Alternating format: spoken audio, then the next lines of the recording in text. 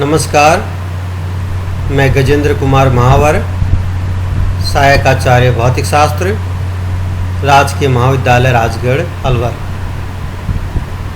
आज का हमारा विषय है रुद्धोष्म विचुंबकन की ऊष्मागतिकी अर्थात थर्मोडायनेमिक्स ऑफ एडियाबैटिक डीमैग्नेटाइजेशन। रुद्धोष्म विचुंबकन की विधि का अध्ययन हम पिछले वीडियो लेक्चर में कर चुके हैं। आज हम इसमें रुद्धोष्म विचुंबकन की ऊष्मागतिकी का अध्ययन करेंगे।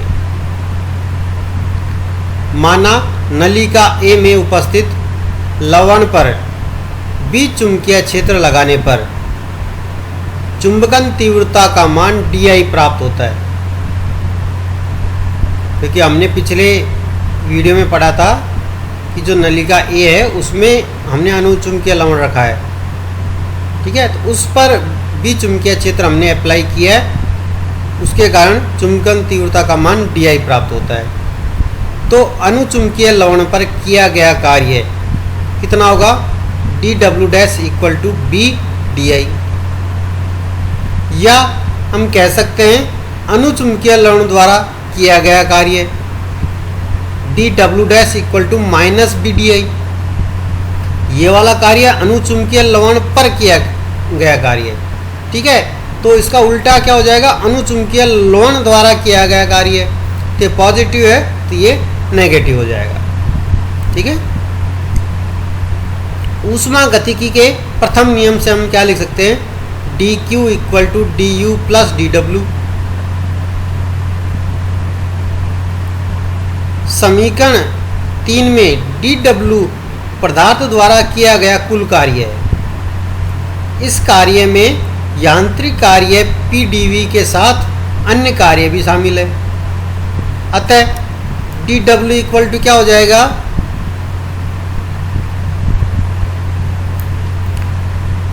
PdV minus BDI।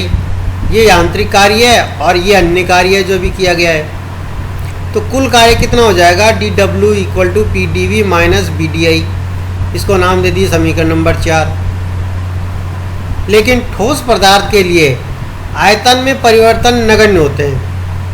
अतः बाह्य दाब के विरुद्ध पदार्थ द्वारा किया गया कार्य शून्य होगा, क्योंकि बाह्य दाब लगाए तो ठोस के आयतन में कोई परिवर्तन नहीं होता या नगण्य मात्र होता है। तो इसके कारण जो यांत्रिक कार्य है PdV वो कितना हो जाएगा? शून्य हो जाएगा। तो कुल कार्य अब किसके बराबर हो जाएगा? dW equal to minus BDI। इसको नाम दे दी समीकरण नंबर 5। अब समीकरण 5 से dW का मान समीकरण 3 में रखने पर तो dQ इक्वल टू क्या हो जाएगा? du minus BDI। इसको नाम दे दिए समीकरण नंबर 6। ऊष्मागतिकी के द्वितीय नियम से हम क्या लिख सकते हैं? dQ equal to TdS। इसको नाम दे समीकरण नंबर 7। अब देखिए समीकरण 6 व 7 ठोस पदार्थों के चुंबकन के कारण ऊष्मागतिकीय संबंधों को व्यक्त करते हैं। अतः चुंबकीय निकाय के लिए यदि माइनस B एवं I को क्रमशः सामान्य निकाय के दाब एवं आयतन V से व्यक्त किया जावे, यानी चुंबकीय निकाय की बात करें और एक सामान्य निकाय की बात करें, तो हम क्या कर रहे हैं? जो चुंबकीय निकाय का माइनस B है उसको सामान्य निकाय के दाब P से और I को सामान्य निकाय के आयतन V से व्यक्त करें, तो जो सामान्य निकाय के जो ऊष्मागतिकी संबंध है वही संबंध चुंबकीय निकाय के ऊष्मागतिकी संबंधों को व्यक्त करेंगे, ठीक है। क्योंकि हम चुंबकीय निकाय के लिए ऊष्मागतिकी संबंध ज्ञात कर रहे हैं, तो उसके लिए हम क्या कर रहे हैं? माइनस B को P से और I को V से रिप्लेस कर देंगे। तो जो सामान्य निकाय के ऊष्मागतिक संबंध है वही चुंबकीय निकाय के लिए ऊष्मागतिक संबंधों को व्यक्त करेंगे। अतः मैक्सवेल के तृतीय समीकरण से देखिए del T upon del P at S equal to del V upon del S at P। ये मैक्सवेल का तृतीय संबंध है। तो अब देखो इसको किस प्रकार लिख सकते हैं, ये जो डेल एस है उसको ऊष्मा गतिकी के द्वितीय नियम से हम क्या लिख सकते हैं, D Q equal to T D S से। डी एस कितना हो जाएगा, डी क्यू अपॉन टी। तो यहाँ मान रखेंगे तो टी ऊपर चला जाएगा, डी क्यू नीचे आ जाएगा। तो ये क्या हो जाएगा, del V upon del S at P क्या हो जाएगा, T del V upon del Q at P. अब हम क्या कर रहे हैं, P को माइनस बी से और V को I से प्रतिस्थापित कर देंगे। तो देखिए हमने प्रतिस्थापित कर दिया है। तो इक्वेशन क्या हो गई है, minus del T upon del B at S equal to T del I upon del Q at B. ये इक्वेशन हो गई है।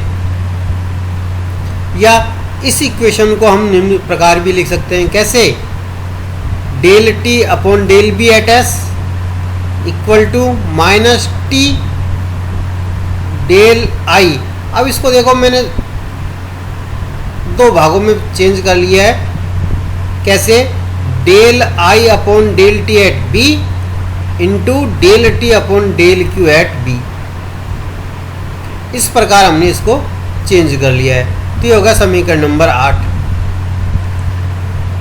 जब चुंबकीय क्षेत्र में dB परिवर्तन होता है तो लवण के ताप में वृद्धि होती है। जब मैग्नेटिक फील्ड में dB परिवर्तन होगा तो लवण के ताप में क्या होता है, वृद्धि होती है। अतः लवण के ताप को नियत किसके बराबर, द्रव हीलियम के ताप के बराबर बनाए रखने के लिए लवण से DQ ऊष्मा निष्कासित करनी होगी। तो ताप में वृद्धि हो गई है, तब उसमें से क्या करेंगे, DQ ऊष्मा निष्कासित करेंगे तो ताप पुनः द्रव हीलियम के ताप के बराबर आ जाएगा। ठीक है। तो ये जो DQ होगी वो कितनी होगी, वो इतनी होगी minus T del I upon del T at B dB। ये जो ऊष्मा के उस मान को रिप्रेजेंट कर रहा है जिसको निष्कासित करना है, किसके लिए, लवण के ताप को नियत बनाए रखने के लिए। इसको नाम दे दी समीकरण नंबर 9। यदि यह प्रक्रिया रुद्धोष्म हो तो DQ को हम किस प्रकार लिख सकते हैं, mCb dt, जहां पर Cb चुंबकीय क्षेत्र B पर लवण की विशिष्ट ऊष्मा का मान है और m द्रव्यमान है। यदि लवण को जो द्रव्यमान है एकांक द्रव्यमान हो तो क्या हो जाएगा, m इक्वल टू 1। तो उस केस में DQ इक्वल टू कितना हो जाएगा, Cb dt। या ये भी ऊष्मा का मान है और ये भी ऊष्मा का मान है, दोनों मान क्या होंगे, बराबर। तो समीकरण 9 से देखिए